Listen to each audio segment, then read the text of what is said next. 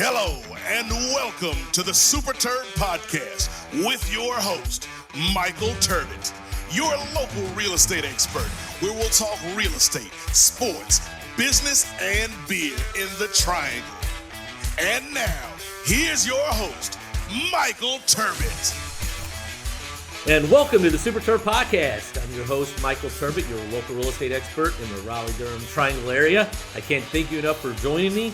If you're new to the podcast, I started this podcast, I think this is episode 6, where I concentrate on business, real estate, sports, and beer in the Triangle. But I have someone special today joining me. My nephew, Sean Provost, is actually the holidays, as you guys know. He's in town. Sean, say what's up. What's up? Sean, he owns, I don't know, how many Dutch Brothers do you own? 6. Six Dutch Brother locations. Now, for many of you listening, Dutch Brothers, tell people more about Dutch Brothers, Sean, in regards to where it's located. And we'll get into more. I don't want to get the cart before the horse because I have a great interview set up for you. But people have, maybe on the East Coast, maybe not have heard Dutch Brothers. Yeah, so Dutch Bros started in Grants Pass, Oregon. Our owners who started it were dairy farmers, and the dairy had to close. So this is what they decided to do, and it was in my town I grew up with. So it was normal for us, but for people who don't know about it, it's usually just set up as a small drive-through. And yeah, we started in Oregon, and now we're moving our way across the country and up to 400 and something locations now. And when I started, there wasn't that many, so it's been really cool to be a part of the whole process. My shops are in Woodland, Davis, and Dixon, California. So we got to get you out to North Carolina. Yeah. So that's the cool key there. We'll be out here eventually. Well, we're going to save some info for after the break. But Sean, I can't, I was pumped when he was in town. I was like, you're coming on the podcast, bro. So before I get into that, though, I want to talk about real estate. So you guys know I always want to have a little real estate tidbit for y'all. And question we're getting now is, all right, Terb, 2021, what do you see? Where are we going? Is it going to collapse? COVID, new president, what have you?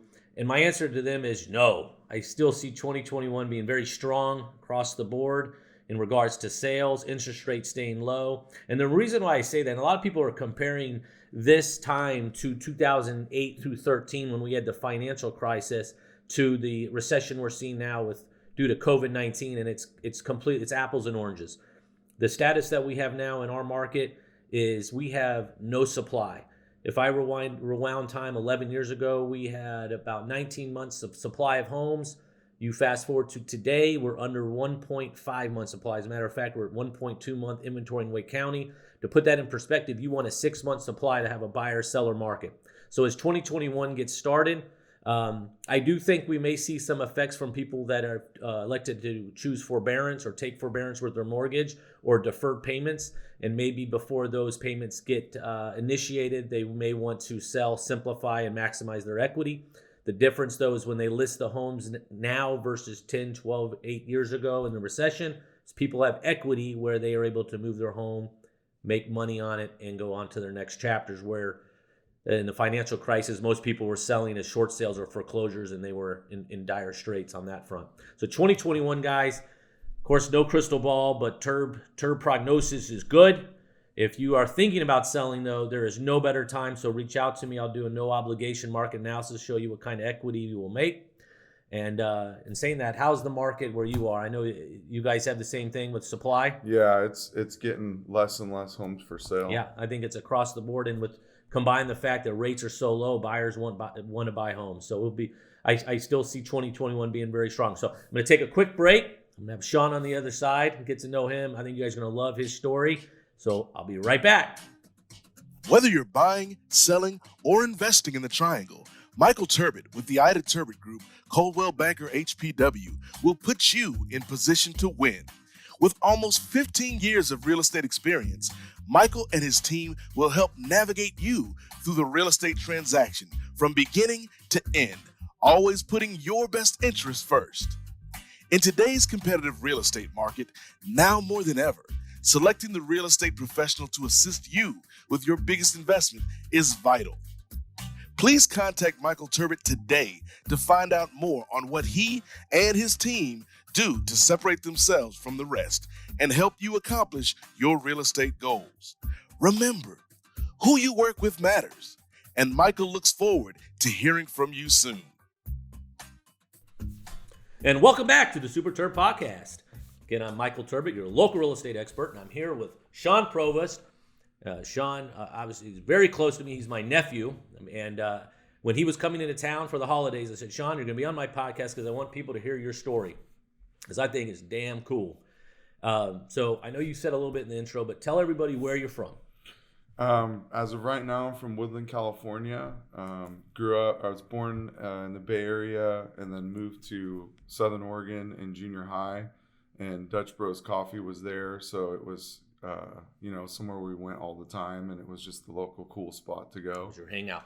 Now I say Dutch Brothers, it's Dutch Bros. Bros, I say Dutch Bros. I got to make sure I'm saying it correctly on to get my street cred there. And so you started working at Dutch Bros. Yeah. At what age? So I got a football scholarship to Shasta Community College in Reading, went down there to play football, got hurt pretty bad right away, and had injuries in high school, but, still wanted to go into the NFL in my mind.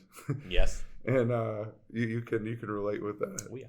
So once I was done with football, I went home to Grants Pass and was just hanging out and going to the coffee shop every morning with my girlfriend and her mom. And one day the guy in charge of the shop asked me if I wanted to work there. Ended up starting and right away loving it. And at 20 franchised, at 21 opened our first spot in 2004 in Woodland. So while I was in Grants Pass, I got to learn from the best. And Okay, well, let me stop you there. Now, your girlfriend, your wife. My wife, So yeah. tell everyone your wife's name. So my wife, Lindsay, we got together the summer before our senior year and have been together ever since. And her mom and dad were really close friends with the owners of Dutch Bros and were regulars. So it was crazy how it all worked out, because even though I loved the company and was around it, I never thought I would, be involved like I was. And then for it to be something that my wife had a history with and she was involved, I had all the right people as like my support system, like helping me get where I wanted to go. So when you said, okay, I am ready to open up my first store, and Lindsay was right there with you. Yeah. Who helped you make that jump? Where did you get finances to do that? Did you get a loan? Because I love talking with entrepreneurs, business owners, of knowing this is, because it's scary. So what got you to say, I'm doing this? The first thing was they believed in me and gave me a huge opportunity and said, yeah. Sean's getting ahead of us on the local beer, but we're gonna feature after the interview. It's good, isn't it? I'm gonna keep it a surprise. Yeah. All right. Okay. We'll keep them in suspense. All right. But yeah, so with Dutch Bros, I feel like they gave me, little bits here and there to work on and do, and I would just do the best I could and try to take whatever opportunity I could to show that I could perform, and then it just turned into more and more. Now, did you have business background? Did you go to business school? No. Or just from, this is what I'm going to do and learn on the job? Yeah, I think definitely a naive but willing to figure it out and win no matter what. That's it. Was, And I always ask this because I see a lot of entrepreneurs, not everybody, but a lot of entrepreneurs have sports backgrounds. Yeah. So competitive, discipline, schedules, where I see that a lot. Yeah. And I feel my mindset was just do whatever I possibly could to beat everyone and accomplish whatever needed to be done, like at the highest level. Mm-hmm. And then I got addicted to doing that. So once you got involved, so how old were you when you opened your first store? 21. Tell everyone how old you are now. 37. And now you have 4 stores. I have 4 kids. No, I thought how many 6 stores. 6 stores. Wow. Remember you saying 6 So stores. we've grown pretty slow. We just hit our 16-year anniversary with our first location. That's hard to believe. December 3rd, actually. Now, so when you got started, though, did you by any chance say, what did I do? No, it was weird because there was times where, you know, I had to sell Lindsay's car to make payroll and, you know, just get creative on how I was going to make it work. And we never had any outs for ourselves. And so I feel like a lot of that kind of entrepreneur spirit, and you either have it or you don't. And we never had any give in any way, and just kept figuring it out. And I think through being persistent and the discipline of like not going out to eat or not going on vacation or whatever it was, reinvesting and figuring out how to continually like improve daily, even if it's a little bit. With like, I just wanted to see some improvement every day. So with the 6 stores that you have, Mm-hmm. how many employees do you have? I think we're at like 260, 270 right now. That's big time, right? I mean, it's Yeah, big our responsibility. first crew in 2004 we had 7, and Now you're up me and my wife were 2 of the 7. I remember going by your store then back in the day. And so a normal shop back then would have 7, 8, 9 people, and now our stores have 35 to, you know, for me personally 50, 55, but now some of our shops have up to 75 people. What I love too, and before we get off, I'll let everyone, you've got to tell everybody your Insta handle and how to follow you. Of course, we'll post it, but you guys, your employees, your culture is awesome. And you guys, you can tell they love having fun, but working hard for the business. Yeah. Which is that one of the things you love? What would you say you love most about Dutch Bros? Not only maybe for the stores you own now, but even the entire brand. I love the opportunity that it creates for people. I love like the experience with the social skills, working with a community and giving back to a community, and, you know, being involved. They have such a lot of our people they're so passionate about a lot of different things in life, but it's really rewarding when you take care of people and you have good service and they thank you. And it's kind of once you are in you know, it's hard for like a waitress or waiter and stuff, but being in service, it's rewarding also. Mm-hmm. So I think we have such great people, and they enjoy what they do and the flexibility of it, and they're learning, and, you know, and they have opportunity with goal setting with us, and we'll also do it to do whatever their path they're on. So where do you see Dutch Bros, or where do you want to see your businesses in 5 years? I want to see us current with the best technology. With, you know, right now one of the things we're really focusing on is currency not being about money as a focus point, but more of time, and trying to figure out a way to give our customers, you know, whatever time we do have with them, we want it to be like meaningful and legit, and like, even if it's short, we want it to be right. And so figuring out a way to take care of our customers, but also make sure that they're not waiting too long and that their experience is good with us, with apps and stuff that we're working on, and with technology. I think that stuff is going to get a lot smoother. And that, you know, I always ask too how COVID has maybe affected your business, but probably not much with the drive-through, and then of course you're trying to do the smart with the apps, the ordering ahead.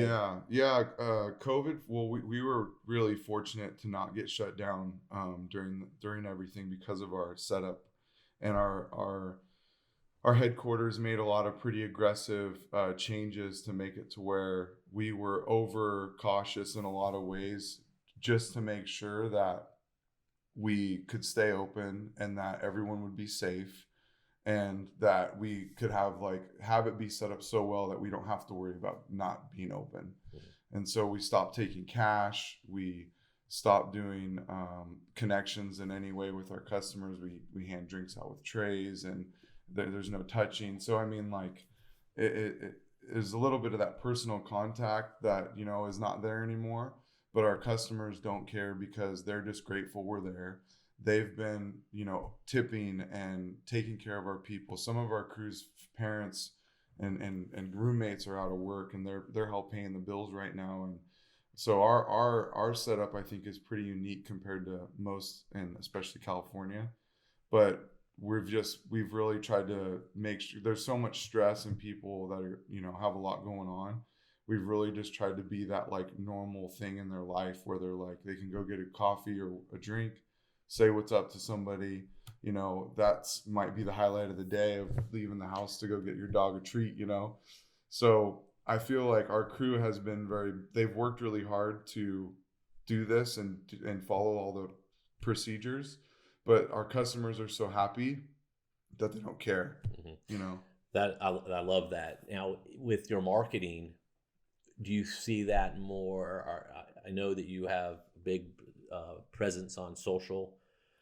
Do you concentrate more on that? It sounds like you guys take a big initiative of giving back, maybe sponsoring different things. When, you know, obviously COVID may have hampered that, but to where you're involved in face to face. And can you tell more about how you concentrate on your marketing in 2020 going into 2021? For us, we're just with having those apps and tech side of it.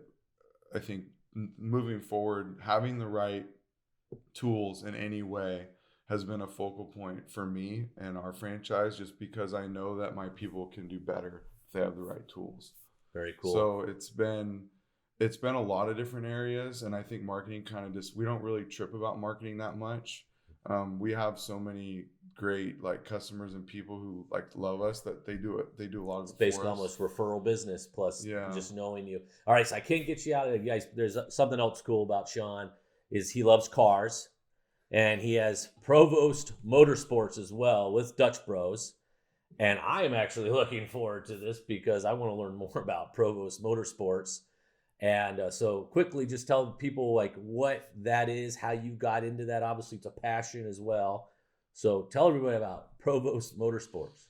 So it started in my home shop. I'm on a walnut farm, and they had a tractor like ag building set up with all the farm equipment. And so the first thing I did was have somebody help me with the farm and got rid of all the equipment and put cars in it and started working on them.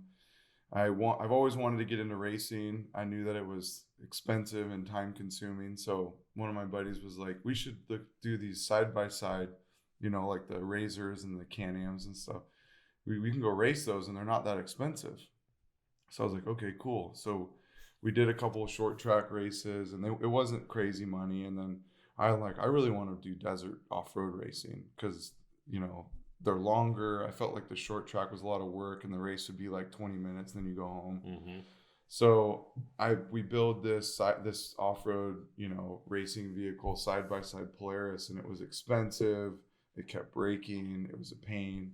So I quickly realized that with how competitive I am, I couldn't race. I didn't want to race that car anymore because you kind of have to know how to not beat on them too bad.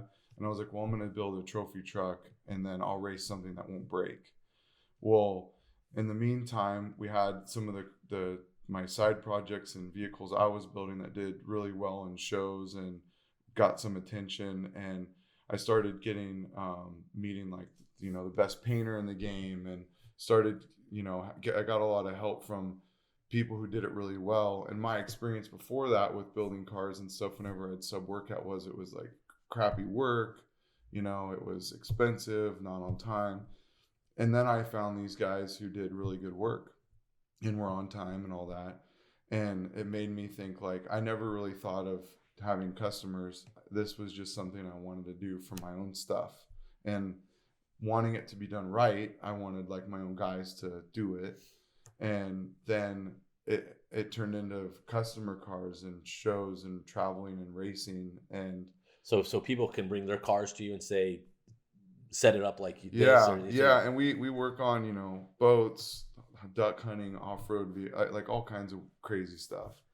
And so I looked and I was like, this is something I love to do. I love being a part of this. I eventually want to race. So I stopped racing and just focused on building the shop and doing the shows and you know, getting a good foundation and the right tools and the right crew. And so I was able to get some badass guys right away because I didn't want to find anyone that needed like to be trained. I wanted just to find people that were really qualified and cool. And it's hard in that industry because some of the guys that are really, really talented, like they don't have to work with people. They don't, they like to do their own thing. They're more like on the artist style. Yeah. And some of that is hard to find a jive to work with the team. So the shop now, that's been one of our things we've really concentrated on, is not only finding like amazing people, but making sure that we protect that culture. So I think with a lot of the stuff I've learned with Dutch Bros, it really has bled over into lots of other passions I have. So now moving forward, we're building cars. I'm not really racing or anything right now, but I'm hoping that I can be doing that again soon. And it's been a wild few years. We started in 2017, and it's been busy. That's awesome. All right, so before we take a break, and you're going to come back on the other side, and you're already featuring the local beer there, but we're going to talk about that, and then we're going to let you be able to tell everybody how to contact you and get more information about Dutch Bros and Provost Motorsports. So what is one thing that you would tell someone wanting to start their own business? What's the best advice you could give them on that? Kind of a two-part question. And the second is, what's the best advice someone's ever given you? First, caught you off guard on that one. Yeah. Well, I would say first, if you're going to try to do some type of business or something extra, if you have an 8-hour a day gig you have going right now, a lot of times you can't lose that. So you have to go 4, 5, 6 hours extra on whatever that side thing is. And then once it makes sense, you could leave that 8 to 5 and do that side hustle. But I think up front, people have to realize it's a lot more time and it's hard, and you got to plan out how much time it's going to take you to do it and be willing to do whatever it takes to make it win. Cool. And what's the best advice you've ever been given? Oh man.